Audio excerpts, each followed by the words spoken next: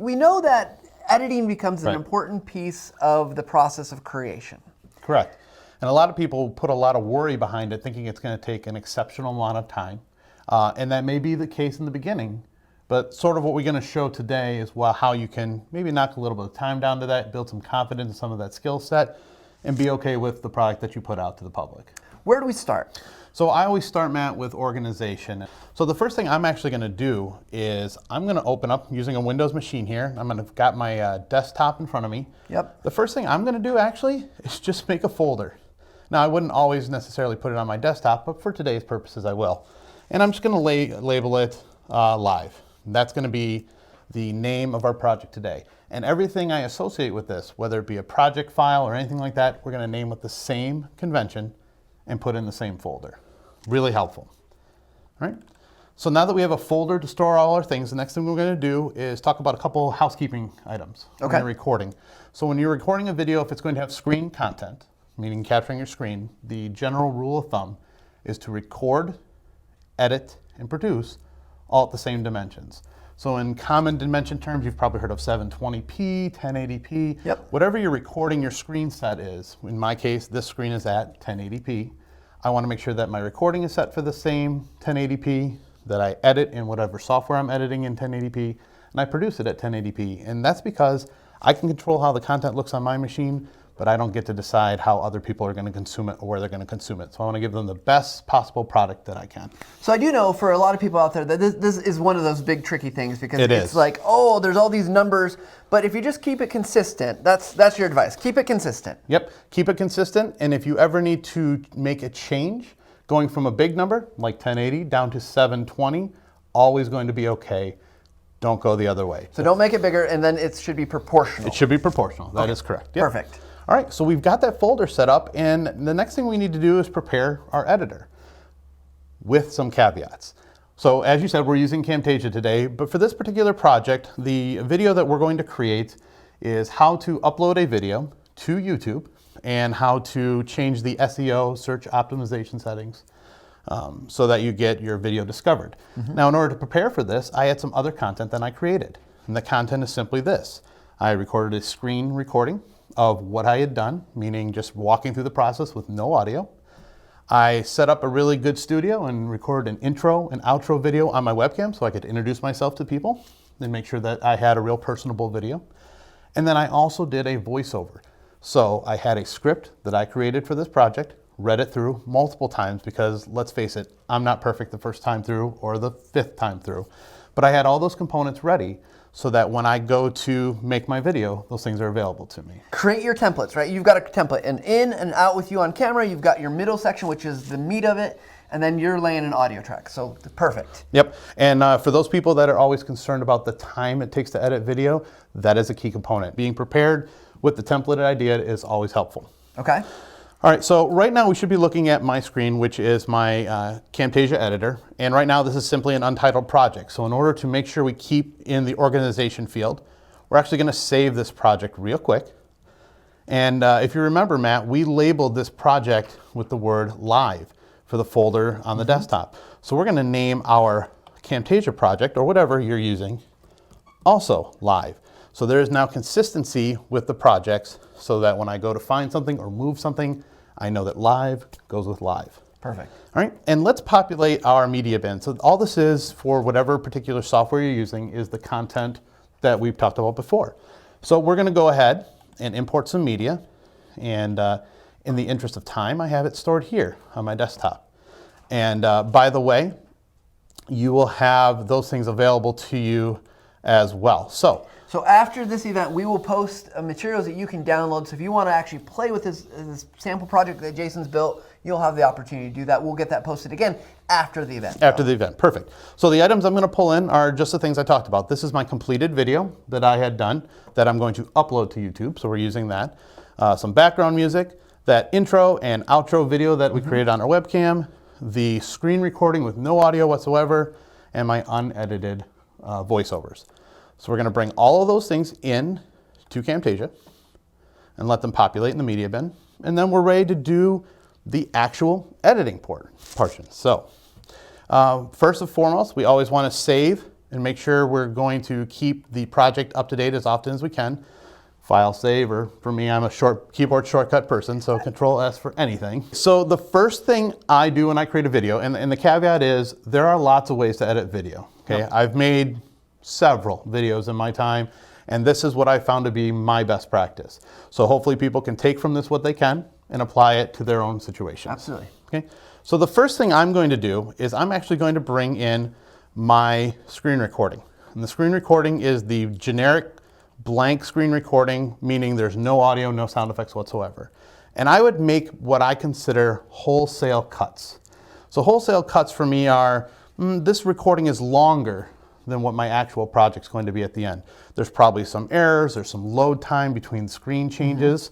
I'm gonna make those gigantic cuts that I describe as wholesale cuts because I wanna get this into the most perfect condition that I can for recording. The direction I'm going to use for this video is actually the script, the voiceover script that I made earlier, to give me a sense of where I need to be. So even though my video is going to open with my webcam and close with my webcam, I am going to start with the screen recording because it's the crux of the presentation, right? So I might make a couple cuts here and there to make sure this load time, for us, there's an authentication process that we go through. So I'm going to actually just cut that out. And when people are done with this process today, they'll have all the raw and edited portions of this for them to play with. So I would make significant cuts here and there. If there is a power failure, or I know I was interrupted in the process and my screen stayed blank, I would make indications during my recording to make sure that at 3 minutes or 3.5 minutes, there's sections that I can cut out, okay? And so if you're going through this, I mean, you're basically just, every video editor has a tool that allows you to cut, right? It does, yep. Okay, so we're just looking for whatever that tool is. There's usually hotkeys, there's items there that will allow you to do that, but you're just gonna go through, chop it up. Chop it up, maybe crop the beginning and ending if it took too long. So cropping, of course, is simply going to the beginning or ending of a clip and pulling it in just to tighten it up and eliminate those extra pieces. That's always important. At this point, you also can do what I consider tightening up your edits, which are when screens are loading. So I have spots here where the screen is taking a while, little pop-up screens that I just know are not going to contribute to the end of my project, so I can simply remove those as needed. So it seems like the goal as you go through an edit is show the things that are of the most important, right? Show the things that are going to give you the most value, but if someone doesn't need to see it, cut it out. True. Don't say something with 15 words when you can say it effectively with 5. Same with your visual. Don't give me 30 seconds of video when 5 seconds will do it. Okay. Yep, absolutely. 5 seconds of video might be difficult, but you know. It probably is, but same concept, absolutely. Okay. So once I've made the cuts, now obviously there are a lot more that I would personally make, but the next thing I want to do is look at my script and find out where I want to draw the attention of my viewer to. This is where we're going to start employing things like zooming in on the screen, panning around, or what we use in Camtasia called callouts, some sort of screen representation that draws the viewer's attention, okay? So I know in my video that my voiceover talks about logging into their Creator Studio on YouTube. So if we go to the section of my video where I start talking about signing in, there is a sign in on the upper right-hand corner of this screen. Well, I know where that is, but I need to have my viewer find out where that is. So I might employ something very simple, like a zoom in to the upper right-hand corner. So I'm going to apply a zoom to my project to make sure that I am drawing the attention of my viewer to that section of the video. That way, I'm guaranteed to show them what I want them to see. Okay? At this point, I can also enhance that attention by adding some sort of call out, maybe an arrow, maybe a darkening of the screen. In fact, for me, I typically use the darkening of the screen as an option for drawing attention because it removes the rest of the extraneous information from the screen and allows for a good focal point to be done. Okay? Simple things like that take the attention of the viewer right where you want it to be. So let me ask you this. So as you're going through this process, you know, you're starting to get into like kind of the enhancement piece of once you've cut it down, got it trimmed. Is there too much that you can do? Like I noticed if you zoom in and add a call, can you actually kind of overdo it? I believe you can. I believe you can overdo it. And I used to be very guilty of that in the early parts of my video editing, and some may say I am now, but I would say adding too many annotations can do it. Everything from zooming in and adding a call out to maybe an arrow and maybe a darkening, and maybe it's too much. Okay. You know, absolutely. I think it's good advice, right? Like, we want to enhance, but you don't want to overkill this. Correct. I like to strike a good balance between keeping it engaging, but also getting them right to where they need to be. Absolutely. So once we get to the point where we've made all of our visual edits, and obviously we're not going to do them all right today, we want to start talking about the other components we brought into this video. So our screen recording, very important, but it doesn't do anything for me without bringing in my audio. Okay. So at this point we can go to our media bin, wherever you have your audio stored, and bring the voiceover in. And what I want you to notice just for this particular project, the length of my voiceover time does not match the length of my screen recording. So there's a couple things I could do. One, I could absolutely trim the audio, or the video, excuse me, to match the audio perfectly. Or I could leave some pauses in between so that people can absorb the content that you've just delivered to them and move on and move forward. For us, we would actually split our audio up in different pieces and match it with what was happening on the screen. And that's real easy to do. Depending on your software, you simply can find the breaks of where the speech was happening and split them up and move them down. I'm a big proponent of recording audio separately with a voiceover and doing it in multiple takes, because sometimes you know when it sounds right to you. And then another great tip is have somebody else listen to it. The analogy is, if you've written a paper for school and you know what it says, but you hand it to someone else and they're like, this makes no sense whatsoever, same with audio. It's great to have a check and balance system in place if someone's available and willing to listen to your audio. So there's a philosophy clash here, right?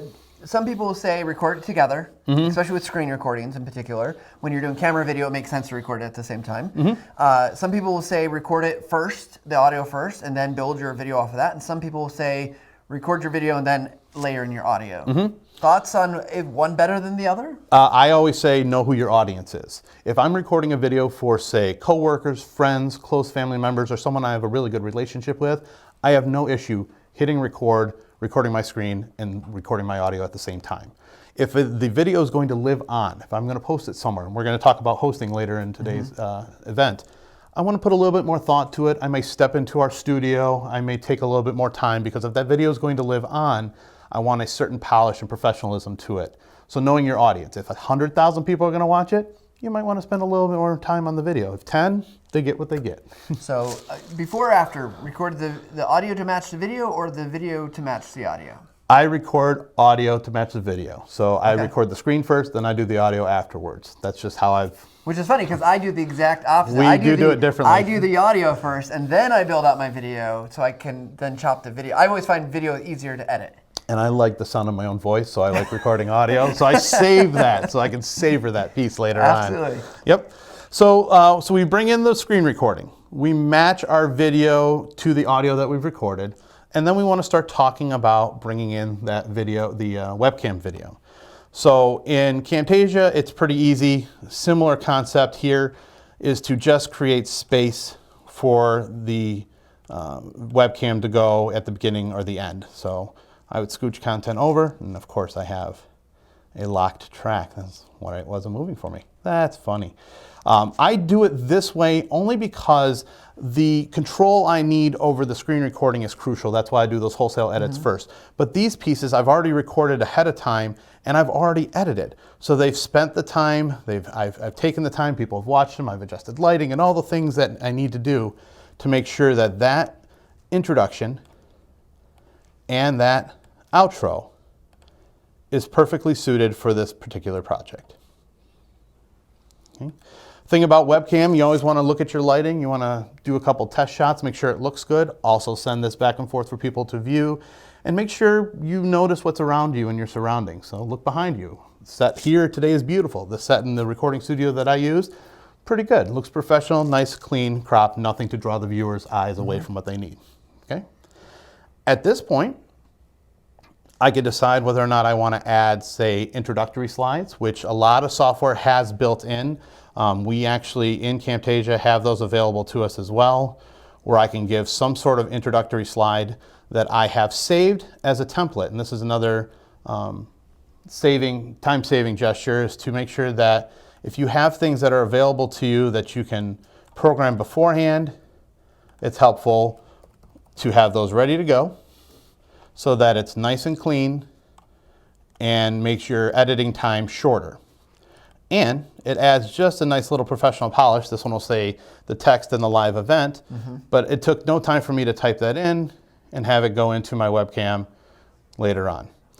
We can also talk about adding transitions to soften those changes, fades, slides, those sorts of things are available as well. So as I'm looking at your project so far, so we've got a nice little graphic intro, we've got the screen recording, you've got your camera. I'm noticing already the camera though, there's a lot of black around it. There is. So what's happened is the format that I shot the camera in is different than that of my project. Okay. And we had talked about that a little earlier. The format I shot it in does allow me to make a change where I can form fit it to the screen and have it still have that high quality look. Had I shot this much smaller and tried to expand it, like we said, you can go big numbers to little, but never little to big without it pixelating and looking a little bit fuzzy. Yep. This allows me to make that change as well. Same sort of thing in our outro. I simply make it fit the canvas. And just like that, my intro, my webcam, my screen recording are all the same size and allow it to look nice and clean and professional. Absolutely. Okay. So this is where I warn people about the rabbit hole of editing. You can do a lot of edits. There's numbers out there that people talk about how long it takes to edit for how long of a production video. It varies for each person. For me, what I try and do is make a very clean, simple edit of a video, and then I share it. And we're going to talk with Danny later on about getting review and concepts about that. Yep. If it gets past 1 or 2 people as a viable video, it's out, and I wash my hands of it. If I spend too much time on the position of the arrow or the highlight, then it's more about the video and less about the content you're trying to deliver. That always should be the main goal, is whatever you're trying to deliver is the content to be effective, the video looking good and sounding good is just like the 1A of your level 1 requirement. So it sounds like from a time perspective, at least, because I know a lot of people are concerned about the amount of time it takes to edit, right? Like, and I've been down that rabbit hole where I've spent days editing tutorials and things like that. So it sounds like one thing is know your threshold for quality. Like, so that's one way. Like, again, we're not trying to be Hollywood here. Right. Yeah. The saying is, do you need it perfect or do you need it by Tuesday? Majority of people creating video in the business world need it by Tuesday. There's been many situations where I've worked with some of our customers where they come in on a Monday morning and their boss says, I need a video and I need it to be perfect and I need it by lunch. And that's the situation they find themselves in. So applying a couple of tricks like having things saved in a library or saved in a folder and available for you ready to go as an easily editable template shortens that editing time. Knowing your process shortens that editing time. And as much as I never was a fan of it before, scripting what you're going to say saves you time because you're not up here fumbling for your words. Awesome. Yep. So as we go through, I know we've already got some questions about this. It's just how do we, and we don't have to address it right this second, but people are looking for how do we speed up this process so they can get faster and better quality, better quality, but just mostly faster, not spending all day doing it. Yeah, so I think the number one thing is to be familiar with the software that you're going to be using. Some people are really keen and accustomed to using menu items, like up here at the top of Camtasia, all the editing tools are here. But most of them, if not all of them, have an associated keyboard shortcut.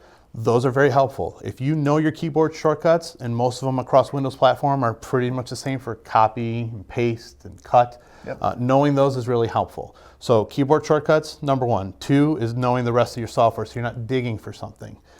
Shortening the processes, make a couple of fun videos. Make some that are practice ones. Make something on a topic that you're already super familiar with. Do you know how to open a new email address? Do you know how to shop on a particular online shopping environment? Make those videos so that the first time is not your first time. You're allowing yourself the ability to learn through that process.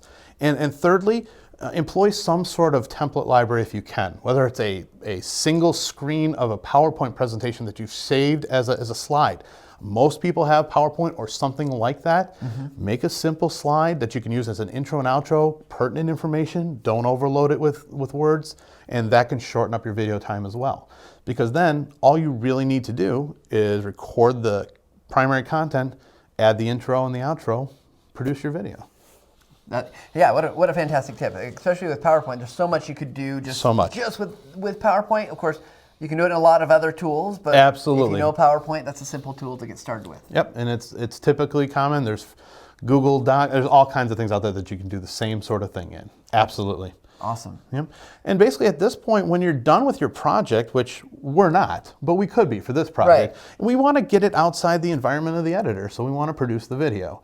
That's where you decide a couple things. I always produce my video as a local file, an MP4 that's saved on my hard drive, specifically in that folder that I created, and then deliver it to an online place that I'm going to have at that particular time, whether it be our screencast.com, YouTube, or any other sharing site that I'm going to put it at. I want to make sure that I have a backup video for myself, but I also keep a library in case I can make tweaks to that original project or the original video, or use clips of it in future videos. That once again shortens my time because one, I labeled it appropriately and can find it. Two, the video is high quality because I put it out at the correct dimensions and have it locally available. So you're going to get your video out there, you're going to put it out on the web, you got to go through the rendering process, and that can take a variety of time. It can. Yep. Rendering is one of those situations where it's dependent on how long the video is, how much is in the video, how many layers, how much music, video, how powerful your machine is. It's so many different qualifying factors that do that. I have a pretty good machine here. This video would probably take us, I don't know, 4 or 5 minutes to render, but make sure that you build that into your time of your project. If you're recording an hour-long video, please don't try to make an hour-long video. But if you need to, you can. Don't do what we're doing here live for the next, for 4 hours. Right. And that's been discussed as well today, and it will be discussed forever, the length of video and how long you do that for. But you always want to think about how long it takes to render. And you can practice with that, with those practice videos that we talked about. Make a couple videos, see how long it takes. Is it a cup of coffee video? Is it a go get lunch video? So I want to talk, because you've got yourself up here on screen, this camera video, and I think screencasts are pretty easy. You can cut them up, and you can do fades and transitions between. But when someone's recording themselves on camera, because this is what Owen video talked about, right? Having yourself on camera, just talking to the camera. And obviously when you're doing something like this, it's scripted, you want it to be a set message for good reason, versus just talking off the cuff like we are today. What's some tips for editing this? Because what happens when I've done it is it's me talking, I make a mistake, and then I end up with like a jump cut. Is that okay, or should I be looking for other things to do to make that look better?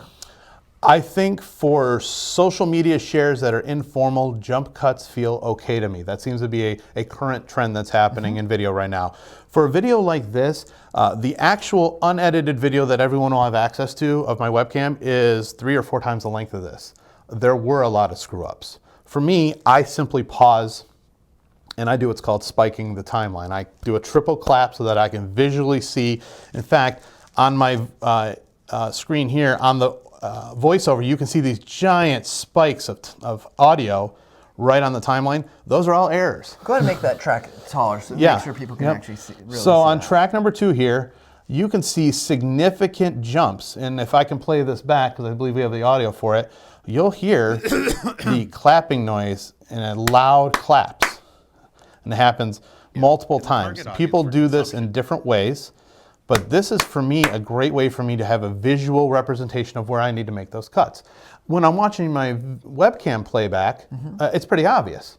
I look exacerbated, I go angry, I'm like, oh, geez. Or someone walks into my office because I failed to put a, hey, I'm recording, please stop coming into my office thing.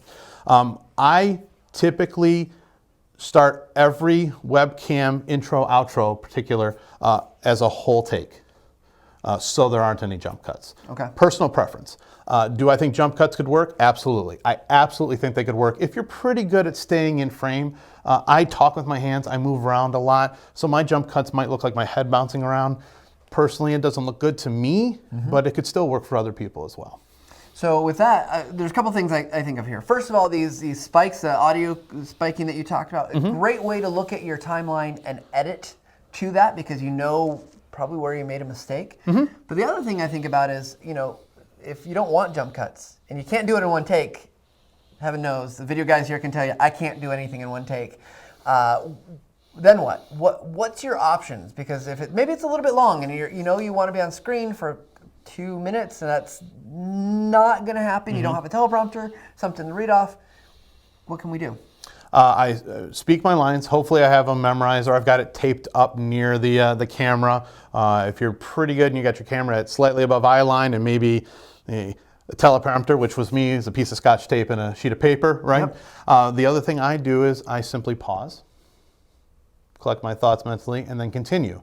It allows for those gaps. It allows for the ability to make cuts that don't look like jump cuts. And the other thing I can do is if I'm intent on using the entirety of that video, I just take my deep breaths and keep going. The other thing you can do is fade that video in and out. Yep. Or drop it down and do like the PIP or picture-in-picture format where not only am I still on camera and I'm talking to you and I'm delivering information, but if I'm bringing myself to a corner or fading in and out, I'm still drawing attention to the content on the screen, which hopefully is the crux of that information. If it's just a talking head video, where it's just me talking, I'm going to probably rehearse a few times before I do it and then be comfortable with what I produce. Yeah, I think it's okay. I think for all those out there, I would say, to add on to what your points, Jason, is that it's okay to have an error. I mean, if you're going to some high-end super client and you want this to be perfect, right? That's you got to deal with that and figure this out. But some errors in natural stuff is okay. Things happen, just as long as it's not too much. The other thing is B-roll, and I know B-roll. For those who don't know, we want to talk about for a second because I think it's important to the editing process. Is if Jason on camera is A-roll. B-roll is stuff that's maybe what he's talking about. That could be the screencast footage. That could be, if we're talking about a mechanical process, maybe you're showing that machine, things like that to then enhance. And so then what you can do is you can cut between the two pieces. And I'll give one more piece of advice here that I think is really important, is if you're lucky enough, if you're not editing at the same time size that you shot your video at, you're editing smaller, you can always zoom in like you did with your screencast. Yep. Yeah, it's a great point about the A-roll and B-roll that you talked about. There's actually good information that we even produce out on our blog about things called L cuts and J cuts that are great ways to bring between A-roll and B-roll in, especially if you're talking about a process, you're showing something around a studio, anything like that. If you're able to even semi-master something like that, the video has such a professional look to it that people are going to wonder how much you paid to have it done, and you're like, yeah, actually I did it myself, and you can too. So Jason, for a video like this, final runtime, I don't know where we end up at, but how long does it take to edit and get something that you were happy with? For me, for an audience that's going to be widespread, a 4 or 5 minute video, I would probably give myself, in the editing process afterwards, 1.5 to 2 hours. Caveat, I've done this a long time, and my level of what I expect at the end is different than everybody else's. The prep work that goes into this, it depends. Shooting the webcam video was a half a day. Voiceover, a couple hours because I did multiple takes to make sure. But as you get better and faster, all those times do reduce. And you decide at a certain point what level of completeness you want the video to be at, and that can then allow you to make changes in all that production process. 5 to 10 minute video, afterwards editing, I give it about 1.5 to 2 hours. Okay. So there's maybe some guidelines. Maybe it take you longer, and that's okay. Yeah, or faster. Who knows? Absolutely. So we've looked at kind of this overall broad kind of look at your project. Are there any other tips that you'd give to get people going with their editing to help them to be successful? So the one thing I always want to encourage people to do is to make a decision on the fly when it comes to editing. If you see something that doesn't sound right, doesn't look right, cut it out. Most products like ours even allows you to undo or save versions of a project. If you think it doesn't look right, cut it out, move on. That way you're not spinning your wheels, so to speak, on a certain section. And it goes without saying, have someone check it out. Produce the video, share it out, share a snippet of a section that you want to have people review. But most of all, editing video is a fun process. It is creative. You have control over every aspect if you run it from start to finish. Even if you're asking for someone to create content for you that you bring in, it can be a really fun process, which is where you need to balance your time between when it's due and the rabbit hole of features that you might have within your video editing software. Yeah, videos are never done. They're only due. Is that kind of They're how it never goes? done. They're never done. I want to talk a little bit about script and the editing. So I know some people like scripts, some people don't like scripts, but is there a role in the script in your editing process? There is. For me, I tend to write a script that's longer than I think I'm going to actually need, so that as I'm listening back to it or trying to match it up with my video, that I have sections that maybe are a little bit too long-winded, and I can easily cut those sections out and feel comfortable with it. It also tends to give me a sense that a written page of documentation, about minute and a half of screen time. So it helps me with my pacing. Mm-hmm. It helps me to make sure that the words that I'm choosing are appropriate. And even if I don't read the script verbatim, I'm still within the same wheelhouse of what I want the content to be. I may rotate a word here or two, but as long as I'm still getting to the main points that I want to hit, then I'm comfortable. And I do want to say that I don't always write a script. I do sometimes use bullet points where I'm familiar with the topic enough that I can read through the bullet points and make sure that I'm hitting on certain points. Fantastic. So we got our video. We got our video. We produced it. Yep. Anything else that we need to know? I would make sure, once again, you keep it organized. Make sure it's shared out the way you want it to be shared out. Make sure people review it. And make sure you make them often. Make sure you make them often. It is a perishable skill to edit a video. You can't edit one today and then take 6 weeks off and come back and feel like you're still going to be confident. Do it often as you can. So, okay, so we look at a tool like Camtasia, and there's a lot here There is. that you could do. Let's talk about, you talked about transitions a little bit earlier. Let's look at transitions, and I'd love your opinion about transitions, because I have some opinions to share about transitions. Sure. So in a product like Camtasia, which we have in front of us here, we have built in a ton of transitions. The first two at the top are your classic, what I call classic fades, a fade and a fade through black. And then there are a lot of what I call classic PowerPoint style transitions, barn doors, spinning irises, and stuff like that.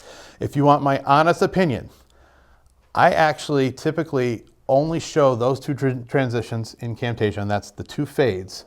And I would say 99% of the transition I use is a fade transition. I believe it has a professional look to it. When I consume videos and I see a video that just starts abruptly versus one that fades in, I know that that person at least spent a little bit of time on their edit, which translates to me to be a more professional, complete video. So I am a fade aficionado fanatic.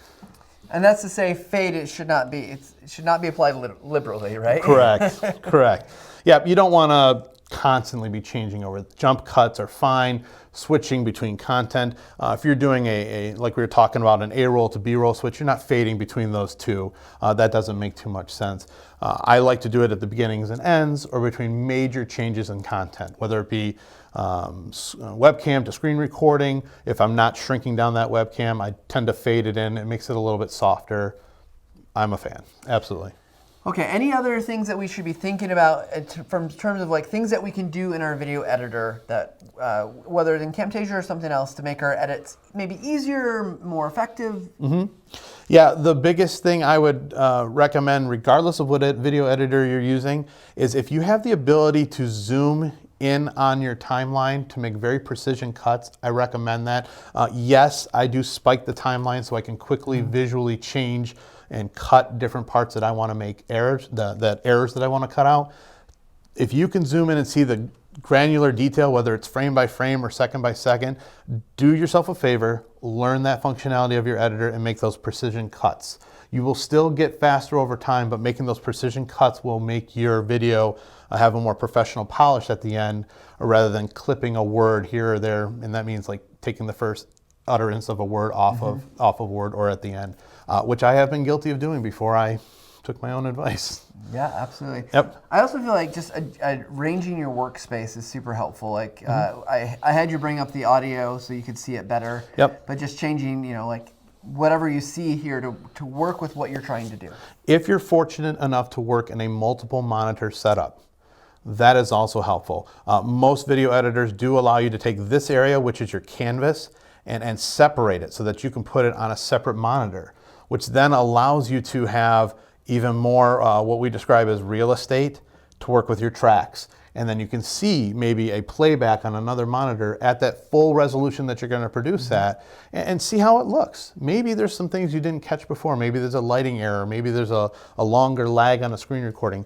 But the ability to arrange things so that it's appropriate for you is helpful.